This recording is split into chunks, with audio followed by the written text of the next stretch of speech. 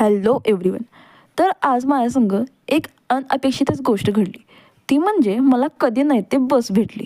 मला एवढा आनंद झाला की काय सांगूच शकत नाही. बसमुळे आज जरा लवकरच क्लासला गेलो. क्लास सुटल्यावर मम्मीचा फोन आला की आपल्याला पाहुण्यांच्यात नामकरण सोहळ्याला जायचं आहे. मग काय मी गेलो महाद्वारला आणि घेतला बाळासाठी ड्रेस. मग घरी जाऊन लवकर लवकर आवरून जाण्याचा प्रयत्न केला. तरी पण आम्हाला बाहेर पडायला 12:30 वाजूनच गेलेत.